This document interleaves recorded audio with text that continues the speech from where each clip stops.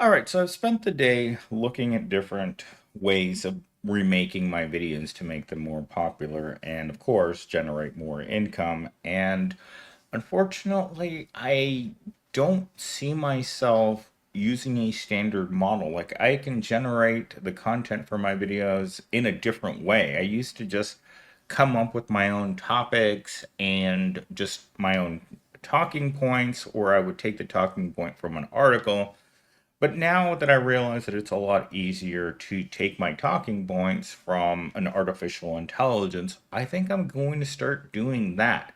I don't want to use the generated um, recipe, but I do want to incorporate it into more of my videos because I do think that it knows exactly what people want to see and how they want to ingest that material. And for a lot of you that have been around me for a long time, you know that I have been using the same format for a long, long time. But let's go ahead and get into this video. So I did a search for Gen Z and the American Dream, and this is what came out. So I have my talking point, I have four talking points, and then I have what I think. So let's get started with this. So talking point number one. Well, first of all, welcome back to the channel, everyone. Today we're diving into a topic that's hitting close to home for so many young adults, the harsh reality that's turning college dreams into minimum wage jobs. What went wrong for Gen Z? More importantly, what can we do about it? Nothing. It's impossible to straighten out these people that don't want to see the world as it truly is. It is a dystopian hellscape out there. And don't get me wrong, there is hope for you as long as you went to the very right schools, you had the right parents, and you lived in the right zip code.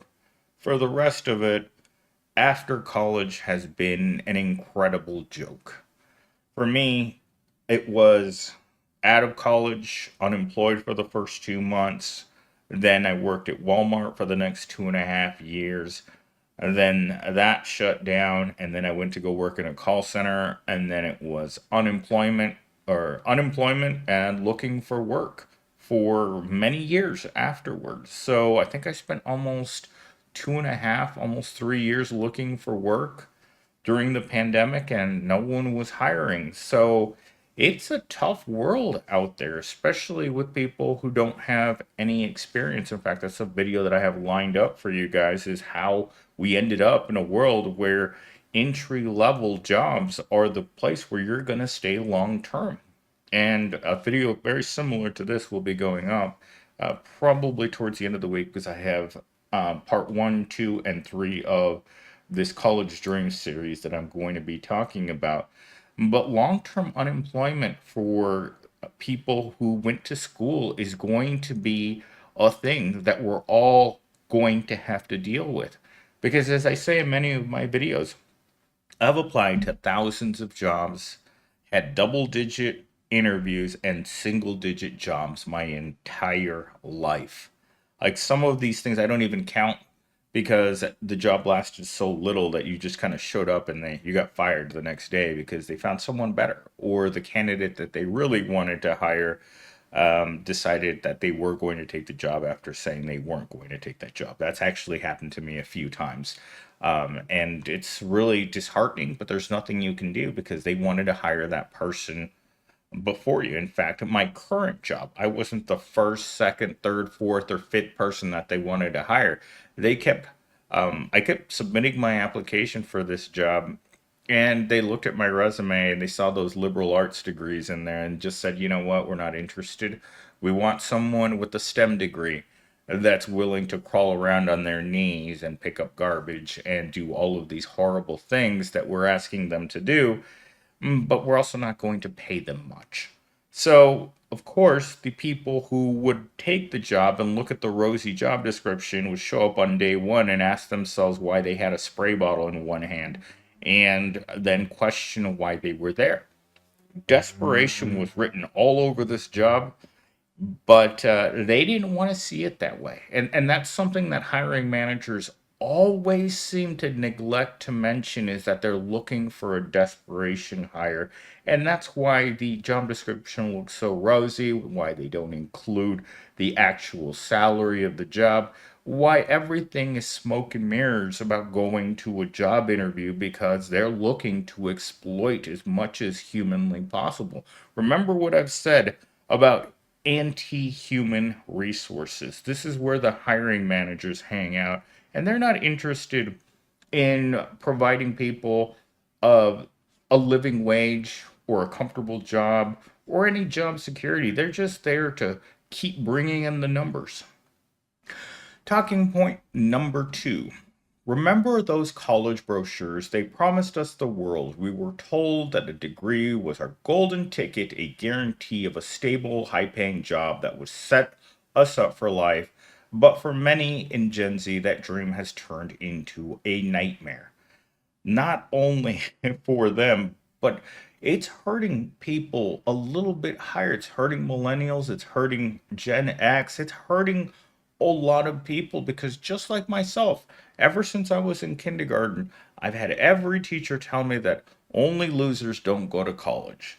And it turns out that identifying as a loser is a thing these days because you end up becoming a loser. Like I've said on this channel, this country was built by the American loser and will continue to do so for an eternity because being a loser is normal. So if you identify as a loser and you don't have any aspirations to do better, then you're probably in a better place than someone that's still in denial.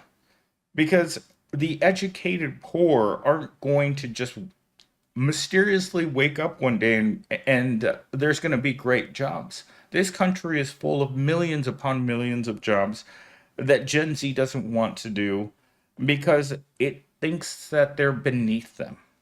They don't believe in the philosophy of any job's a good job. They look at the job, they know why it's open, they know that they're being targeted specifically for those jobs, and they're turning their nose up at it, and they're becoming a no education, no training, and no work kind of person because they see the trap, they see the hamster wheel. Some of them even jump onto the hamster wheel, but within a very short period of time, they realize that inside that hamster wheel, they're not going anywhere. So they jump out because they're young enough and don't have the responsibilities of a mortgage and family that most men are willing to sacrifice their lives for. Because that's what men are supposed to do. They're supposed to sacrifice themselves in order to be able to have things for other people. They're supposed to make the lives of their wives and their children easier by sacrificing themselves. Again, I'm not sure why, but that's always been the way that things have been. So Gen Z also realizes that these jobs that they're supposed to be taking are mindless, repetitive work. And nothing says mindless and repetitive better than having to wear a goofy hat with the uniform and having some guy that never finished high school telling you how you need to smile more or you need to improve your customer service skills while at the same time trying to bring an end to yourself by taking that hat and putting it around your neck and trying to jump up and down until you hang yourself somewhere because that's exactly what you feel like. It's not going anywhere. When I hear people say things like I'm waiting for my career to take off, I just look at them and laugh. Look at you. Look at what you're wearing. This isn't a career. This is a crummy job that you're going to do for a couple months until you get either fired or you decide that it's just not worth the work stress because you would think that extremely low quality jobs would be the least stressful. But this management won't leave you alone. I mean, I've gotten written up. I think I had at least 3 to 5 write-ups because of my lack of motivation at Kroger to push the shopping carts any harder than I was. And I didn't see the point of trying hard at a job that was designed for a person who didn't have the upstairs facilities to get a better job. And knowing full well what's out there for your generation makes Gen Z even more skittish than any other generation because They don't want to participate. And that's something that I've noticed by hiring them over the years. Talking point number three, let's be real. We were sold an illusion, the idea that a college degree would automatically lead to a six-figure salary and a comfortable life is a myth that's crumbling before our eyes. In order to get up there, like IT used to be a field that was respectable. Technology 20 years ago was a respectable field where you could have the things that were nice vacations, a nice home, a hot wife. Like, I've known a bunch of dudes that worked in technology back then that had stripper girlfriends and wives, or had a wife and a side piece. And that just doesn't happen anymore. People are coming out of school, or they're going to community college and getting certifications and thinking, you know what, this is good enough. Then you go into the work world and you start looking for jobs on Indeed, and you quickly see that without that experience, that 5 to 10 years, you're going to be stuck working at the help desk changing passwords all day long while a sadistic supervisor listens to you on the phone and tells you you need to be nicer to the people on the other end, even though they can't figure out what their password questions are or what you just changed their password to. And that in itself, that job is a job for a person, just like playing a Souls game. It is a it is something you do because you hate yourself. Nobody wants to do entry level help desk, and they know that.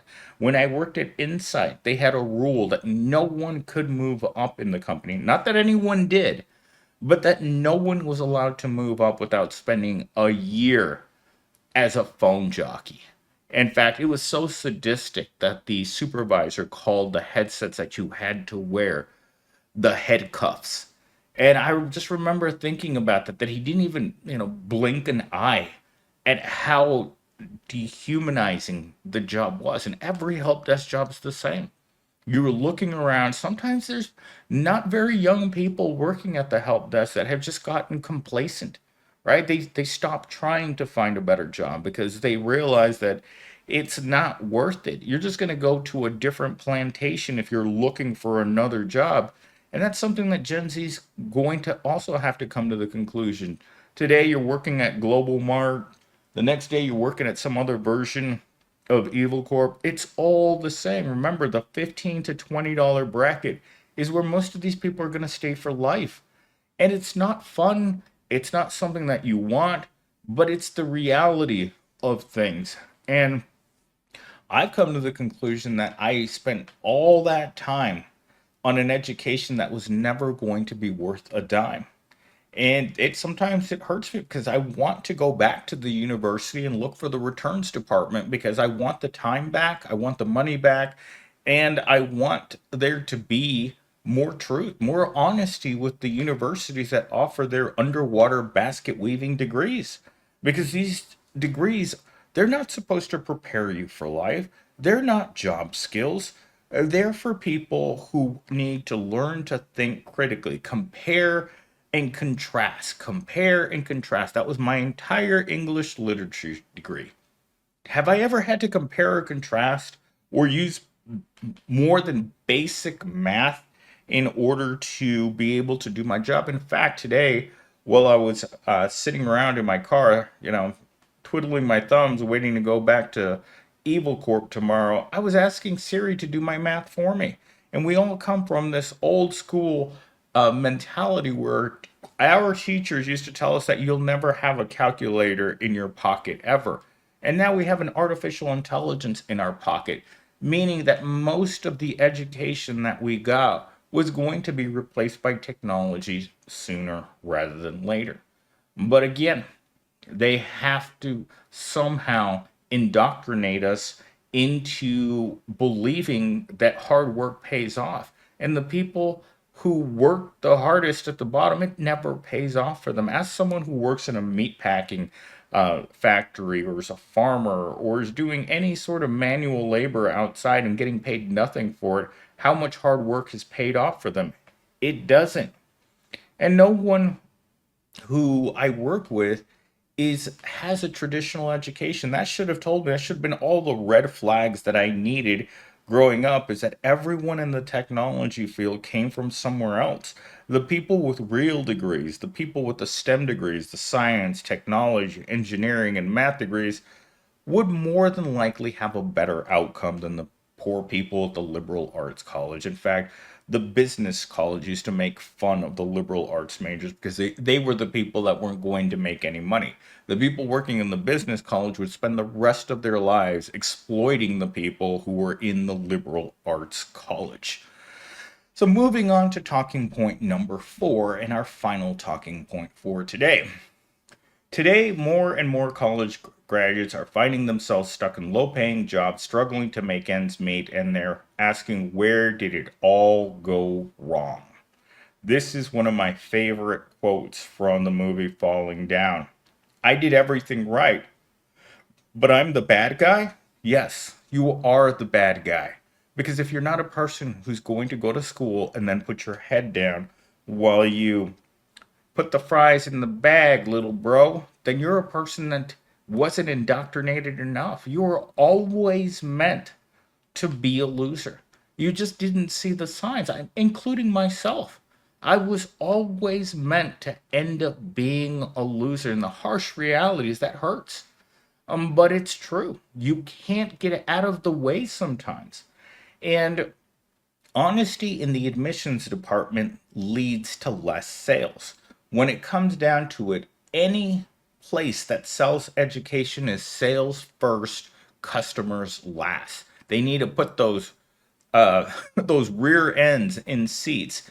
And they don't care if you graduate. They don't care if you learn anything. They don't care because it's about processing the masses to force them into the cookie cutter situation where they learn practically nothing. You stamp them on the forehead with college, and then you toss them out there into a job economy that is incredibly anti young people or anti workers who don't have the skills that they're looking for. Extremely high level skills. For instance, there are people at my evil corp that there's only one person that does that job. That's the kind of skills that I'm talking about. When there's one person at that entire place that does your job, to me, that equals a high skill job because that means that if you leave, it hurts them to a degree. Everyone's replaceable right up to the very top, but it still hurts them because there's only one person doing that job. And that means that all of the rest of the people are completely replaceable. All the other people that answer phones or check the mail or pack boxes or do this and that.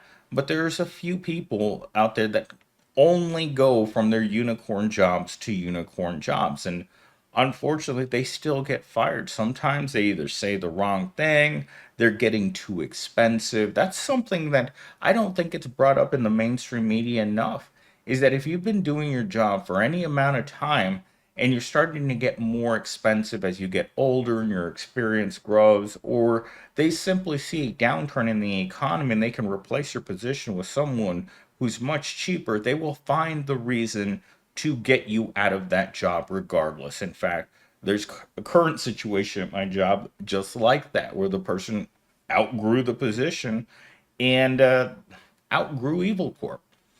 So, what else did I have to say under this talking point?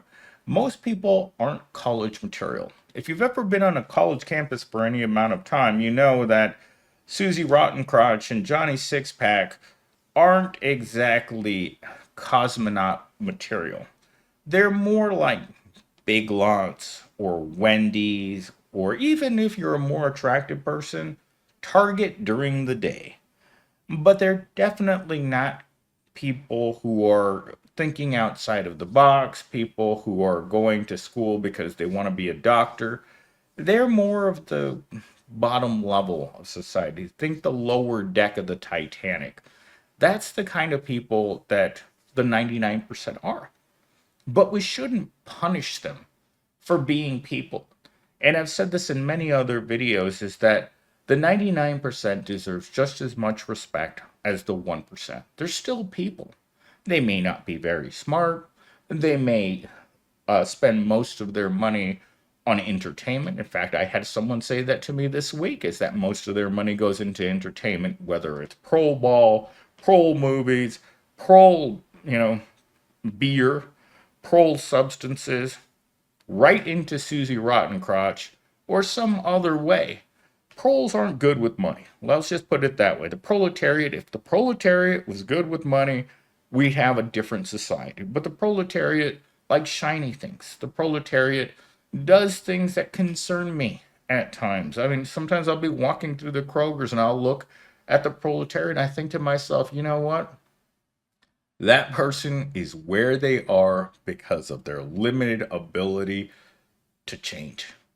And that's where most of us are. Most of us are fearful of having to look for another job because we don't know what's going to happen. It's like the devil is part of the workplace. And then suddenly you don't work there anymore and you're on Indeed again and you have to grab your ankles and think, "Oh my god, this again." But you never stop grabbing your ankles in America. That's the horrible truth, is that every single day you think that something's going to change and you're not going to have to do this anymore. But my final bullet point here was, but just like the military, it's always hiring. And that's the truth about low paying jobs. They're always hiring, but just like the military, Gen Z isn't a big fan of the military. And if they decide to do a draft because there aren't enough of them willing to take low pay, bad food, bad housing, and terrible jobs that are hard, then something's got to be done. You can't just skip a generation of servicemen. You're going to have to do something. And I've said this before. I think I said this at my job this week to one of my coworkers, is that they may need to institute institute the draft for retail jobs, since they can't get enough of Gen Z to come take a piece of the cake because they know that cake tastes like taint and they don't want it. Anyhow, that's the video for today. I hope you guys enjoyed it. Again, this is a different format. I'm going to be trying different formats with the channel for as long as it takes to hit. And if it doesn't hit, well, we'll just keep trying, because that's one of the things about me that I can't stop. I keep running into a wall expecting a different outcome because I don't want to be poor anymore. I want to live comfortably. The whole point of doing this is because I want to live comfortably. I don't want to be rich. I just want to be comfortable. And since comfort in this country has reached a point in which the salary's unrealistic to get to comfort, here I am beating my head against this wall because I want something better. And I know if you're listening to this right now, you are also a person that wants something better for yourself.